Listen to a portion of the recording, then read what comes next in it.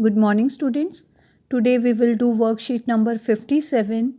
In this worksheet, we will discuss how speed of light and direction of light changes when it moves from one medium to another medium.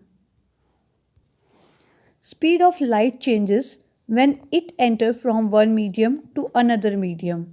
Question arises why? दो type के medium होंगे, rare medium और denser medium. Rare medium जो होता है यहाँ पर speed जो होगी लाइट की बहुत ज़्यादा होती है और जो डेंसर मीडियम होगा यहाँ स्पीड लाइट की कम होती है। रेयर मीडियम के अंदर पार्टिकल्स दूर दूर होते हैं और जो डेंसर मीडियम होगा यहाँ पर पार्टिकल्स पास पास होंगे। इसे समझने के लिए हम एक ऐसे रोड का एग्जाम्पल ले सकते हैं जहाँ पर बहुत कम ट्रैफिक है, बहुत कम गाड़ियाँ हैं। जब ऐसे रोड से हम लोग जाते हैं तो हमारी जो स्पीड है वो ज़्यादा होती है। लेकिन अगर एक ऐसे रोड पर हमें जाना पड़े जहाँ पर गाड़ियाँ या ट्रैफिक ज़्यादा है तो हमारी जो स्पीड है, जो डायरेक्शन है, दोनों ही चेंज हो जाती हैं। तो डेंसर मीडियम वो होता है जहाँ पर नंबर ऑफ़ पार्टिकल्स ज़्यादा होते हैं, ज़्यादा पास होते हैं, ज़्यादा कंडेंस होते हैं और रेयर मीडियम में नंबर ऑफ़ पार्टिकल्स कम होंगे। लाइट जब rare to denser medium move करती है तो इट मूव टूवर्ड नॉर्मल। इस पॉइंट पर अगर हम नॉर्मल ड्रॉ करेंगे, ये नॉर्मल ड्रॉ कर लिए हमने। नॉर्मल जो है परपेंडिकुलर एंगल होता है, तो इस पॉइंट पर परपेंडिकुलर जो होगा उसे हम नॉर्मल बोलेंगे। और अगर हमें इसमें इंसिडेंट एंगल यानी कि आई मेज़र करना है तो ये एंगल हम मेज़र करेंगे। इंसिडेंट लाइट जब rare to denser medium move करेगी, it moves toward normal. Normal की तरफ बेंड हो गई है ये, जिसकी वजह से जो हमारा रिफ्रैक्टेड एंगल है उसकी वैल्यू कम हो गई है। इस ग्लास स्लैब में एक्चुअली दो बार रिफ्रैक्शन होती है, एक इस पॉइंट पर और सेकंड इस पॉइंट पर। यहाँ पर जब light denser to rare medium pass करेगी तो एक बार फिर से रिफ्रैक्शन होगी और अब क्योंकि डेंसर टू रेयर पास कर रही है लाइट तो यहाँ पर it will move away from the normal. This is the original path of light. The difference between these to, this is your emergent light, जो लास्ट में रे निकलती है, एमर्जेंट रे या फिर एमर्जिंग लाइट बोल सकते हैं हम इसे। इन दोनों में जो गैप होगा इट इज़ लेटरल डिस्प्लेसमेंट और deflection.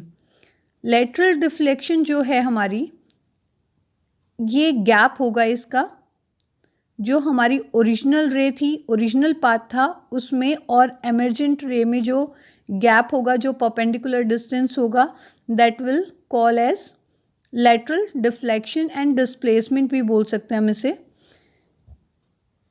Angle of incident is equal to the angle of emergent. Incidence जो एंगल होगा this one is equal to the this one emergent angle. Lateral displacement depends on refractive index of the material. ये जो glass slab हमने ली है इसके, ये किस material की बनी है इस पर डिपेंड करेगा refractive index. And secondly it depend on the thickness of the glass slab. अगर हम इस थिकनेस को इंक्रीज़ कर दें तो जो ये डिस्प्लेसमेंट है, लेटरल डिस्प्लेसमेंट जिसे हम बोलते हैं, इसका जो अमाउंट होगा, इसकी जो वैल्यू होगी, ये भी चेंज हो जाएगी। ग्लास स्लैब में रिफ्रैक्शन के बेसिस पर लॉज हम समझ सकते हैं इजीली। फर्स्ट लॉ होगा इंसिडेंट रे, रिफ्रैक्टेड रे and normal. Incident ray, normal, refracted ray, these all three lie in the same plane. Which one? Incident light, incident ray or incident light, normal and refracted light or ray. These three lie in the same plane. This is our first law. The incident ray, refracted ray and normal to the interface of two transparent media at the point of incidence all lie in the same plane. This is our first law. Second one is sin I upon sin R. this is I, sin I, incident angle, and this is refracted angle sin R, sin I upon में sin R, this is a constant. दो particular medium के combination के लिए, जैसे suppose करो यहाँ air है और यहाँ ग्लास है, इन दोनों के कॉम्बिनेशन के लिए साइन आई और साइन आर की जो वैल्यू है it will be a constant. The ratio of sine of angle of incidence to the sign of angle of refraction is constant for a given pair of media and color of light. This law is known as Snell's law. Exam में कई बार पूछा जाता है what is Snell's law, तो उस time पे सिर्फ हमें इतना लिखना है sine I upon sine R is a constant. इस एक्टिविटी को हम खुद भी कर सकते हैं. ये हमारी ग्लास स्लैब है. जब इसे हम रखेंगे और एक एक्यूट एंगल बनाएंगे नॉर्मल के पॉइंट पर, सपोज़ करो हमने 30 डिग्री ले लिया, तो ये हमारी ओरिजिनल लाइन है. स्केल से एक स्ट्रेट लाइन हमने ड्रॉ कर ली. इसके बाद यहाँ रिफ्रैक्शन होगा और उसे देखने के लिए हम क्या करते हैं, इस साइड से हम यहाँ पर वन आई क्लोज करेंगे अपनी और एक आँख से इन दोनों पिन्स को देखने की कोशिश करेंगे और कोशिश करेंगे थर्ड पिन जब हम इसमें लगाते हैं तो ये दोनों पिन कवर हो जाएं, वो दोनों हमें नज़र ही ना आए, सिर्फ हमें ये नज़र आए. इसके बाद जिस तरह से फोर्थ पिन लगेगी उसमें ये तीनों कवर होनी चाहिए. हम साइड से यहाँ से देखेंगे, ऊपर से हमें नहीं देखना है, साइड से देखना है हमें. जब ये चारों की चारों पिन्स एक लाइन में आ जाती हैं तो उस टाइम पर ये कुछ इस तरह से नज़र आएंगी. ये हम जब साइड से देखते हैं तो हमें एक लाइन में नज़र आएंगी, लेकिन एक्चुअल में जो लाइट है उसका पाथ चेंज हो रहा है, वो एक स्ट्रेट लाइन में नहीं है.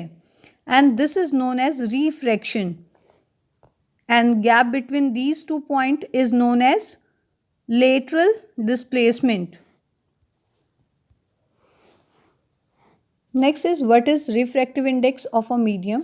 रिफ्रैक्टिव इंडेक्स क्या होता है, ये टर्म थोड़ी डिफ़िकल्ट है, लेकिन अगर आप इसे समझने की कोशिश करेंगे तो ईज़िली समझ में भी आ जाएगी. लेकिन इसके लिए थोड़ा सा हार्ड वर्क चाहिए होता है, क्योंकि इसके दो फॉर्मूले हैं, एक वेलोसिटी पर बेस्ड है और दूसरा रिफ्रैक्टिव इंडेक्स पर ही बेस्ड है, लेकिन वो इंडिविजुअल अलग अलग मीडियम का होता है.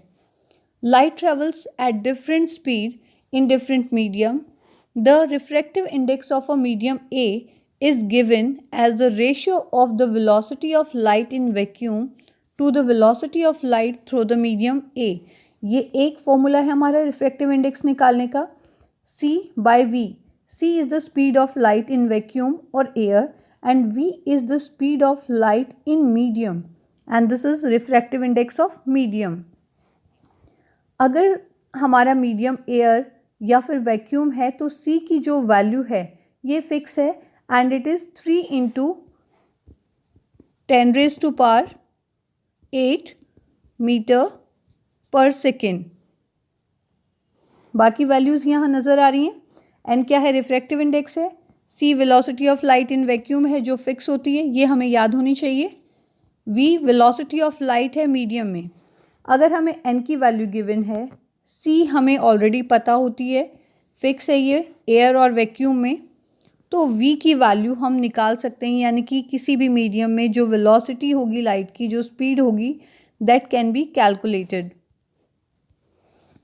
This is another formula of refractive index, that is speed of light in medium 1 divided by speed of light in medium 2.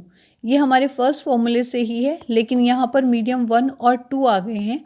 यहाँ फर्स्ट मीडियम कोई ज़रूरी नहीं कि एयर या फिर वैक्यूम हो.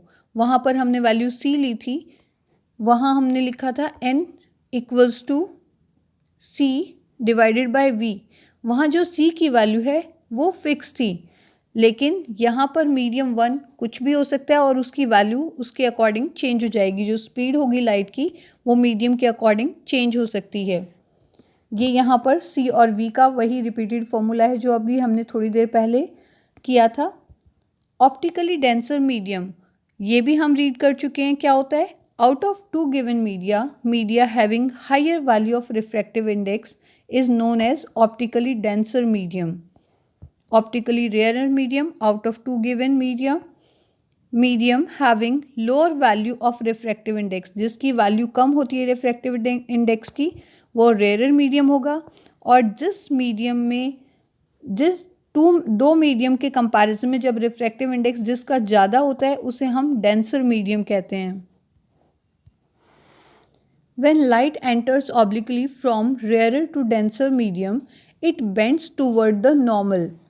अभी हमने किया था कि ये ग्लास स्लैब है, यहाँ से लाइट रे आई, ये नॉर्मल है, तो वो क्या होगा, टर्न कर जाती है। It bends toward normal, it bends toward normal. Actually ये पाथ था इसका स्ट्रेट, लेकिन ये नॉर्मल की तरफ बैंड कर गई।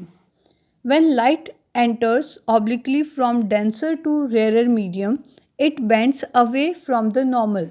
इस पॉइंट पर अगर फिर से रिफ्रैक्शन होता है तो ये कैसे बैंड करेगी, away from the normal. Refractive index of the diamond is the highest until date, यानी कि आज की डेट में जो डायमंड का रिफ्रैक्टिव इंडेक्स है वो सबसे ज़्यादा है और इसकी वैल्यू है 2.42। आज की वर्कशीट के क्वेश्चन बहुत इजी हैं।